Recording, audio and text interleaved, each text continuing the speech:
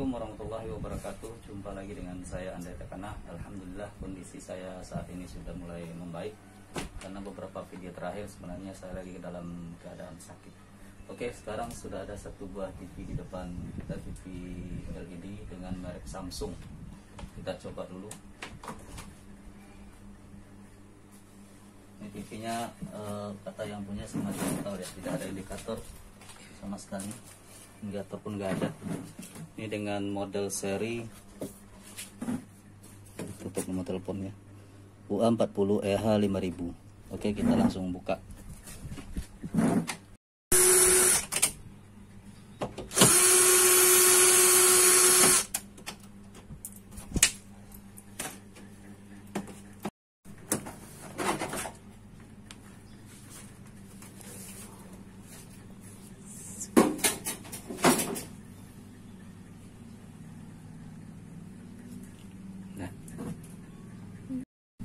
Oke teman-teman, TV-nya kita sudah buka ya. Kondisi mati total. Berarti yang pertama kita harus cek adalah power supply. Ini power supply, kemudian ini mainboard, ini T-con. Nah, untuk model seri Samsung ini sendiri kita bisa cek power supply-nya masih bagus atau tidak dengan cara cabut konektor yang ke T-con. Cabut aja seperti ini. Kemudian kita kembali tes. Kalau seumpamanya backlight-nya ini menyala atau backlight-nya ini hidup, artinya power supply oke. Tapi seperti yang teman-teman lihat, power supply tidak menyala, artinya power supply lagi bermasalah. Kita langsung cek power supply-nya. Oke, ini power supply-nya kita sudah buka ya. Untuk pengerjaan power supply, pertama kali kita harus cek. Ini multitester analog ya, saya gunakan di skala kali 1. Jadi pertama kali kita cek itu fuse. Ini sepertinya putus ya, teman-teman bisa lihat ini putus. Oke, fuse-nya putus. Kita akan cek ke bagian tadi fuse di sini ya.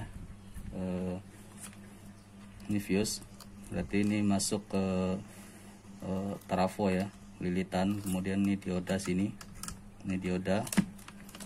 Kemudian ini ada FET. Jadi MOSFET-nya langsung kita ukur. Tapi untuk mengukur di bagian primer, ada baiknya kita cek dulu masih ada sisa tegangan di elko ini. Takutnya kalau masih ada bisa merusak multitester. Saya gunakan bohlam 100 watt. Kita langsung cek MOSFET ya, apakah short. Sepertinya short teman-teman. Ini ya. Jadi kaki short ke kaki gate. Probe merah ke source, probe hitam ke kolektor apa namanya, drain. Ini drain ya, ini short ya. Tapi kita belum tahu apakah short di MOSFET atau short di dioda. Ini kalau diukur juga short. Jadi pertama kali kita harus buka dulu MOSFET-nya. Oke, kita buka dulu MOSFET-nya ya. MOSFET-nya kita buka dulu.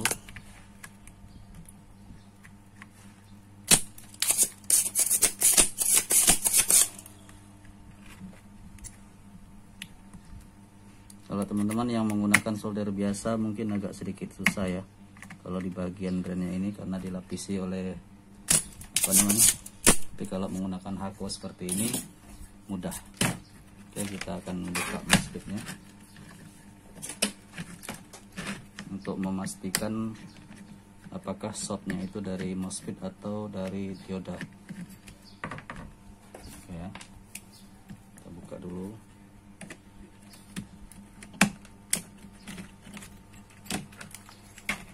Ini masih lengket, dia punya drain.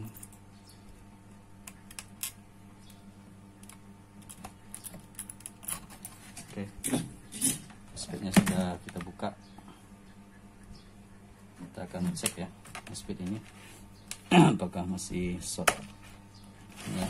Di skala 1 tetap kita ukur. Oke, sepertinya memang short ya, memang MOSFET ini short. Teman-teman perhatikan, ini short ya, short.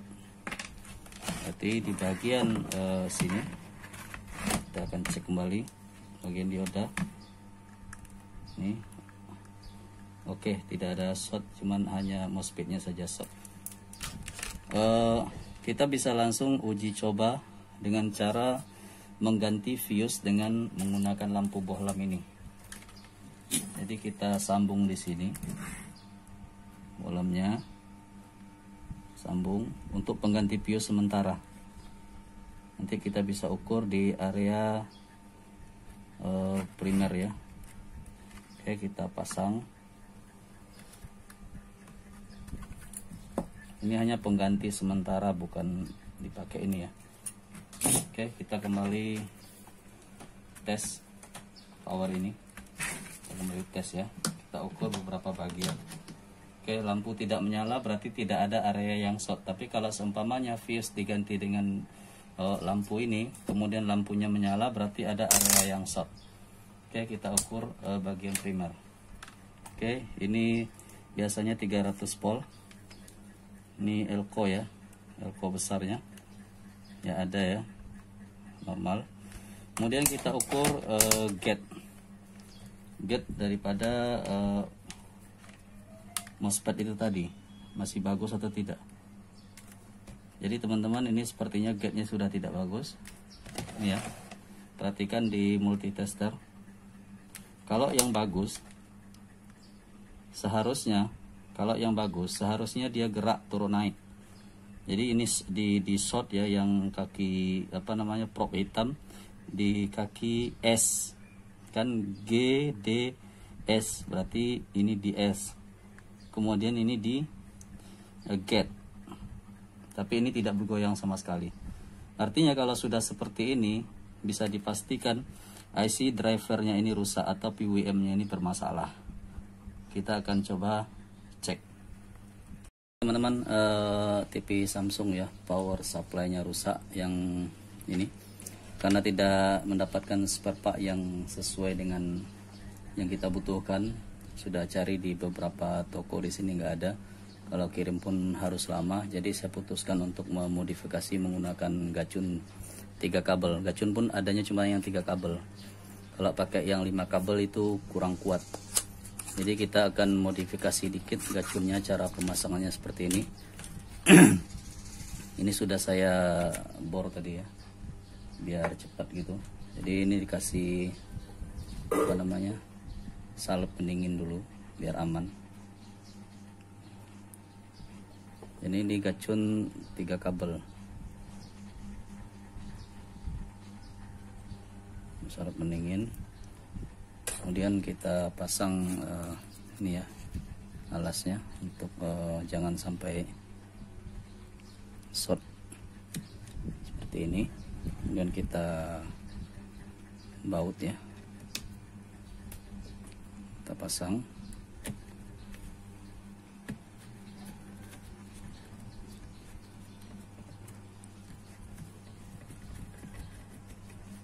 Oke, sudah selesai. Ini ada 3 kabel, cuman kita akan menambahkan 1 buah kabel lagi, yaitu pasang di sini ya, sini, supaya stabil. Pasang di sini. Ini untuk PCC IC PWM nya ya. Jadi kita stabilkan, ambil feedback dari trafo aslinya agar dia punya itu ya. Oke, ini seperti biasa ke drain ya, ke drain seperti ini, ke drain kita solder ke drain ya.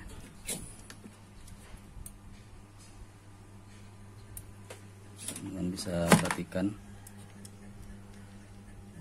tapi ini bukan solusi yang terbaik, tapi berhubung karena tidak ada spare part, kita harus cari cara lain. Kemudian yang kabel ini biru itu ke optocoupler ya, ke optocoupler di kaki nomor 4. Ini kita solder dulu Oke, masuk ke kaki nomor 4. Oke, kemudian ini ground ya, langsung ke ground, bisa langsung ke ground elko ini atau kapasitor ya, langsung ke ground. Oke, nah kabel tambahan ini, oh ini salah ya. Ini yang biru, yang ini salah, maaf, yang ini harusnya yang ke optocoupler. Ini maaf salah, yang biru bawaan asli dari switching itu ke optocoupler. Nih ya, di pin nomor 4. Kemudian yang ini di kabel tambahan tadi, yang di sini teman-teman bisa perhatikan ada resistor 220 kilo yang untuk suplai ke IC ini. Kita tambah ke low primer. Ini ada elko, ini dari elko ini dapat tegangan dari sini, feedback dari sini, kita tambahkan ke gacun supaya lebih aman dan lebih stabil. Dan cara ini sudah sering ya saya lakukan, bahkan sudah beberapa kali saya post di Facebook ya, Facebook. Ini ya. Kemudian untuk VR-nya sendiri kita setting di minus dulu. Oke. Kemudian saat kita coba ya, kita akan mencoba apakah ini hidup. Sepertinya sudah oke, sangat gampang sekali masangnya ya. Oke, ini hanya alternatif, bukan solusi utama. Kalau ada menggunakan PWM-nya dapat sih, mending pakai yang aslinya. Tapi walaupun alternatif, insya Allah tahan ya. Saya selama ini sering menggunakan ini, apalagi kalau udah babak belur ya dia punya. Ya, oke teman-teman, kita akan coba ya. Kita coba.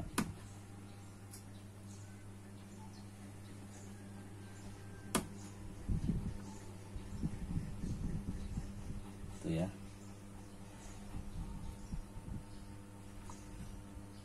kita akan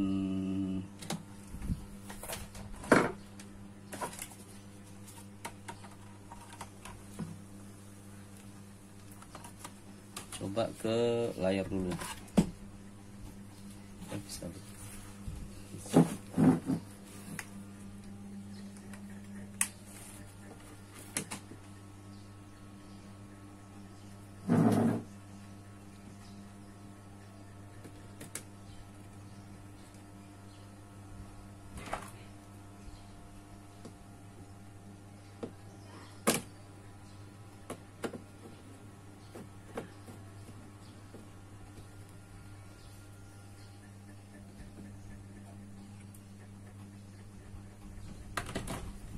Coba dulu ke layar, apakah dia bisa hidup.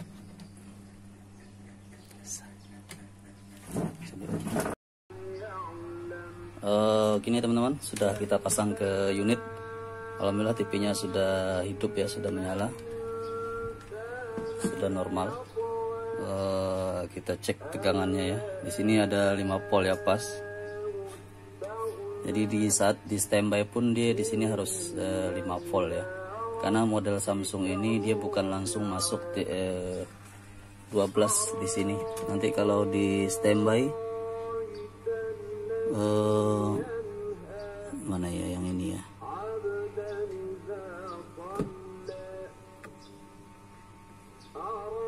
ini 12 volt teman-teman bisa lihat di sini. Ini kalau kita standby 12 voltnya juga hilang karena dia ada MOSFET untuk switch ya. Jadi walaupun pakai gacun di standby, yang standby-nya tetap pada 5 volt ya, 5,2. Tuh teman-teman lihat. Yang bahaya itu ketika kita gacun di saat di standby ini naik. Kalau ini naik ya, tegangan ini over, itu bahaya bagi mainboard. Jadi hati-hati untuk pemasangan gacun. Jadi saya sebenarnya tidak sarankan untuk menggunakan gacun, tapi karena keadaan TV ini kena petir, karena spare part juga tidak saya bisa dapatkan, akhirnya mau tidak mau saya harus gacun. Oke, TV-nya sudah aman ya. Kita tinggal pasang Ini kita hidup kembali tuh ya. Oke, teman-teman perhatikan, ini sudah kembali normal. Mungkin demikian video dari saya, mudah-mudahan bermanfaat. Lebih dan kurang saya mohon maaf karena saya tidak dibantu oleh, biasanya istri saya bantu untuk ini ya, untuk videokan, tapi karena sendiri saya pikir ribet juga sih bikin video. Jadi teman-teman, bagi teman-teman kita yang upload pekerjaannya ke YouTube, itu sebenarnya bikin videonya nggak gampang ya, itu ribet sebenarnya, walaupun hanya sekedar edit yang begitu. Tapi paling tidak, kalau tidak suka ya abaikan aja, jangan menghujat ya. Ini gacun kita taruh di sini ya, menggunakan apa namanya, heatsink ya, heatsink asli. Oke, demikian dari saya. Mudah-mudahan semoga bermanfaat. Saya ngomongnya belepotan, lebih dan kurang saya mohon maaf. Wassalamualaikum warahmatullahi wabarakatuh.